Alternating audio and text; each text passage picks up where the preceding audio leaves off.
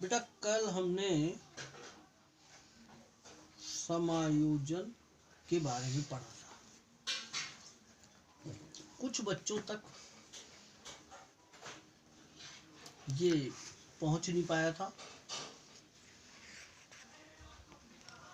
मैंने आज उसको डलवा दिया है और आज उसके आगे की बात भी मैं कर रहा हूँ।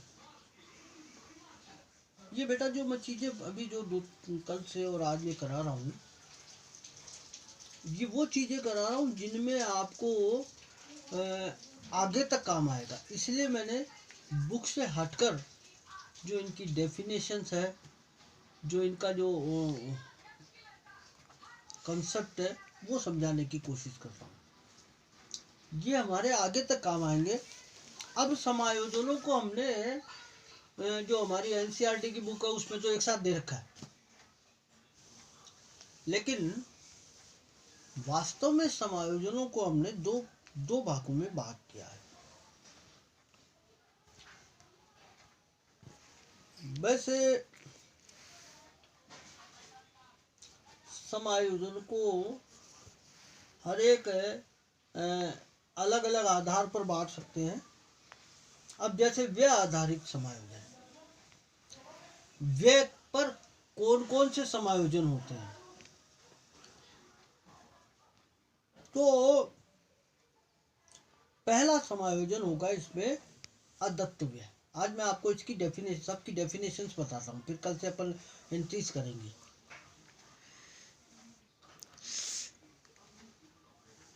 अदत्त व्यय को अंग्रेजी में आउटस्टैंडिंग एक्सपेंसेस कहते हैं और इसका मतलब ये है बेटा कि ऐसे व्यय जो खर्च हो गए हैं या जिनका भुगतान किया जाना चाहिए था, बट हमने अंतिम तिथि तक, अर्थात जिस दिन अपन फाइनल अकाउंट बना रहे हैं उस दिन तक भुगतान नहीं किया गया। मैंने आपको कल बताया था कि हर एक कर्मचारी का वेतन 30 तारीख को या 31 तारीख को ड्यू हो जाता है, लेकिन कोई भी व्यापारी, कोई भी संस्था, कोई भी कंपनी 31 को या 30 को पे नहीं करती है। वे पे करती है नेक्स्ट मंथ की 2, 3, 5, 7, 10 इस तारीख को। अब आप 31 दिसंबर को यदि 31 मार्च को खाते बना रहे हैं तो सैलरी तो ड्यू हो गई, चुकाएंगे आप अप्रैल में, तो आपकी ये सैलरी बाकी रह गई, लेकिन खर्चा तो हो गया। तो outstanding expenses the expenses which due but yet not paid, वह खर्चा जो देय हो गया है परंतु अभी तक चुकाया नहीं गया है, उसके कारण कुछ भी हो सकते हैं। ऐसे खर्चे को हम आउटस्टैंडिंग एक्सपेंसेस या अदत्त खर्चा या बकाया व्यय कहते हैं। ये बकाया व्यय वेतन का भी हो सकता है, विज्ञापन का भी हो सकता है, मजदूरी का भी हो सकता है,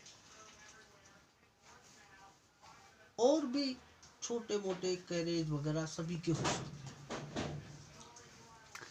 दूसरा है बेटा पूर्व दत्त खर्च। पूर्व दत्त कहते हैं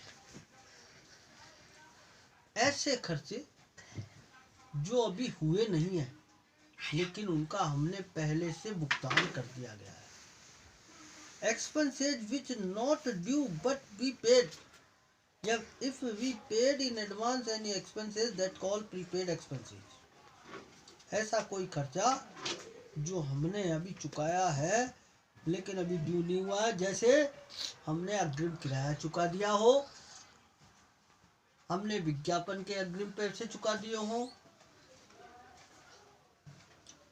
हमने कोई स्टेशनरी एक्स्ट्रा खरीद ली हो, तो वो जो सभी खर्चे जो अभी दे नहीं हुए हैं लेकिन उनका भुगतान कर दिया गया है। अब ऐसे खर्चों को अपन पूर्व दत्त व्यय कहते हैं। पूर्व दत्त व्यय के बाद बेटा तीसरा जो एक्सपेंसेस आता है वो आता है स्थायी संपत्तियों पर ह्रास। आप जैसा जानते हैं बेटा, मैंने आपको डिप्रिसिएशन के टाइम पे भी समझाया था कि संपत्तियों का मूल्य धीरे धीरे कम होता जाता है। ये थ्योरी थी 2001 से पहले की, बट अभी भी कुछ में है। अब हमने उस थ्योरी को दो भागों में बांट दिया, एक अचल संपत्ति, एक चल संपत्ति। बेटा अचल संपत्ति का तो एक ये बूम आया है कि आज यदि आपने 2 लाख रुपए में खरीदी है ना, साल भर बाद बेचोगे तो 2,10,000 रुपये मिलेंगे, कम से कम मिलेंगे, ज्यादा ही मिलेंगे। लेकिन जो चल संपत्ति है, जैसे आपने मशीन खरीदी है, जैसे आपने फर्नीचर खरीदा है, कोई भी इलेक्ट्रॉनिक संपत्ति खरीदी है, कोई भी कंज्यूमेबल संपत्ति खरीदी है, ये समस्त संपत्तियों पर मूल्यह्रास लगता है। इनका मूल्य दो कारण से कम हो जाता है, एक तो वो थोड़े थोड़े घिसते जाते हैं, दूसरा यूटिलिटी कम हो जाती है। यूटिलिटी कैसे कम हो जाती? It may be possible that out of fashion हो जाए। है, हमारी मम्मी बहुत बढ़िया क्रॉकरी लेके आती और फिर वो फैशन के बाहर हो जाती, तो मम्मी कहती है नहीं, इट इज नॉट राइट। तो वो कंज्यूमेबल संपत्ति है, धीरे धीरे खराब हो जाती है। तीसरा है पूंजी पर ब्याज। बेटा मैंने आपको प्रारंभ में जब अकाउंटेंसी पढ़ाना शुरू किया था आप लोगों को, तब मैंने बताया था कि व्यापारी और व्यापार दो अलग अलग चीजें हैं। व्यापार में यदि कोई व्यापारी पैसा लगाता है तो बेटा वो व्यापारी उस पैसे को प्राप्त करने का अधिकारी होता है। अब आप कहेंगे साहब व्यापार में पैसा लगाया तो लाभ भी तो वो कमाएगा, तो वो मेहनत भी तो कर रहा है, लाभ तो वो मेहनत का कमा रहा है। इसलिए प्रत्येक व्यापारी को उसके द्वारा लगाई गई पूंजी पर ब्याज दिया जाता है। और बेटा जो ICWA के द्वारा लेखा मानक है उसके अनुसार प्रत्येक व्यापारी को कम से कम 6% वार्षिक दर से ब्याज दिया जाना चाहिए, तथा उसे कम से कम जितनी पूंजी लगी है उसका 20% लाभ होना चाहिए। ये दोनों एक अलग अलग कहानी है बेटा, अलग अलग बात है। आपको पूंजी पर ब्याज देना है। फिर चौथा बिंदु है बेटा, पांचवा है विक्रय और आयकर। ये दो अलग अलग चीजें बेटा। विक्रय कर हम ग्राहक से वसूल करते हैं, लेकिन उसे हमें मंथली या त्रैमासिक या अर्धवार्षिक या वार्षिक तौर पर राज्य सरकार को जमा कराना होता है। आप ग्राहक को माल बेचते हैं, उस समय आप उससे विक्रय कर लेते हैं, वो सारा 1 महीने का, 2 महीने का या 3 महीने का जैसा भी अमाइनमेंट हो, इकट्ठा करके आप राज्य सरकार में जमा करा लेते हैं। तो ये जो कलेक्शन है ये एक तरह से आपकी दायित्व है। और इनकम टैक्स जो है वो आपकी आय पर लगता है। आपने जो कमाया है उस पर टैक्स दिया जाएगा। आजकल ये त्रैमासिक जमा कराना चाहिए। इसके बारे में अपन आगे अध्ययन करेंगे। जब अपन आगे की कक्षाओं में जाएंगे तो अपन देखेंगे कि किस तरह से हमारी कोई भी इनकम होती है तो उसमें TDS काट लिया जाता है, टैक्स डिडक्ट ऑन सोर्स, है ना। इसके बाद है बेटा प्रबंधकीय पारिश्रमिक। बहुत बड़ी बात बता रहा हूं मैं आपको।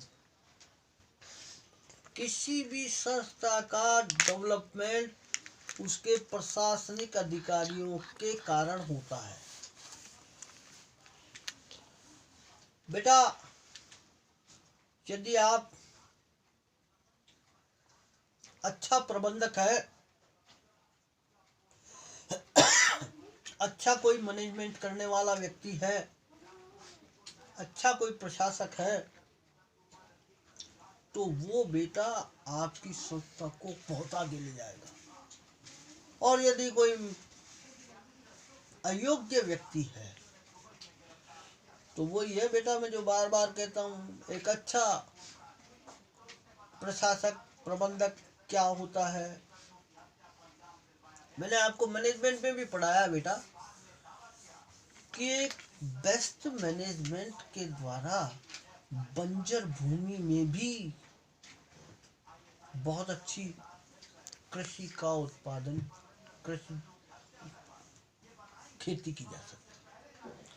और एक बुरा प्रबंधक हो बेटा तो बढ़िया खेत उपजाऊ मिट्टी में भी बंजर बना देगा, उपजाऊ मिट्टी को। मैंने बहुत सारी संस्थाओं का अपने छोटे से जीवन में अवलोकन किया है। एक प्रबंधक बढ़िया संस्था के सितारे ऐसे बुलंद, पूरे शहर पूरे राज्य में नंबर 1।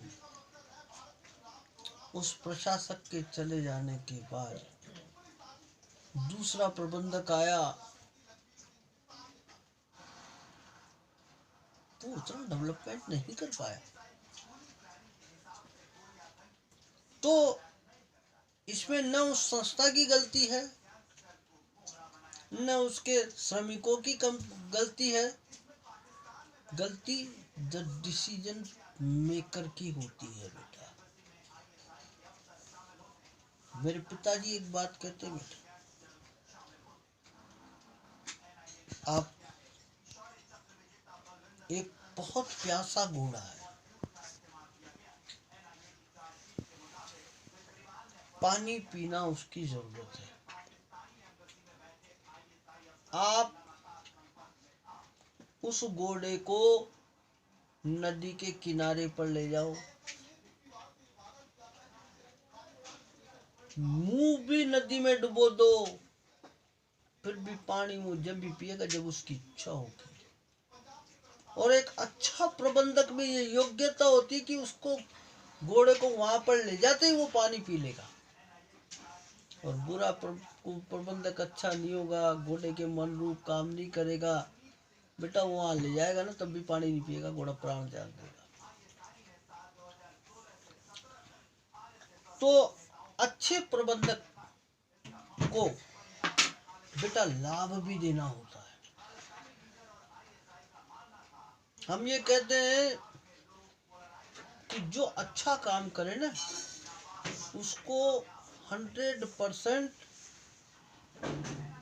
उसको लाभ अतिरिक्त दो, आप प्रलोभन दो। लोभ और प्रलोभन से बेटा बहुत आगे पहुंच जाती दुनिया।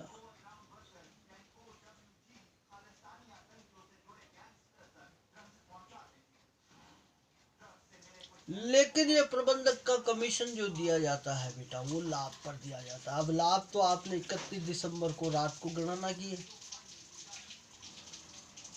उस दिन कहाँ से पेड करेंगे। तो कई बार प्रबंधकों को जो लाभ पर अतिरिक्त पारिश्रमिक दिया जाता है ये बकाया रह जाता है, इसका हफ्ते को समायोजन करना है। माल की असामान्य हानि,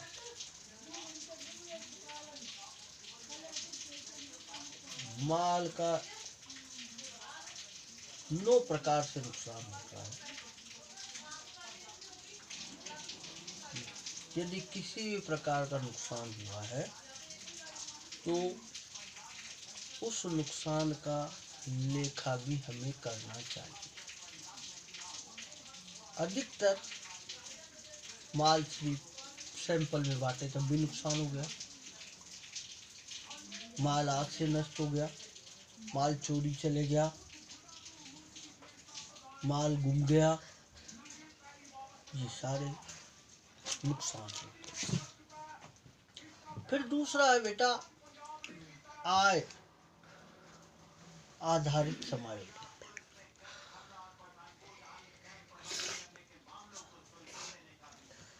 आय पर में भी समायोजन हमें करना होता है। स्टॉप कर दे इसको। कितनी टाइम का हो गया?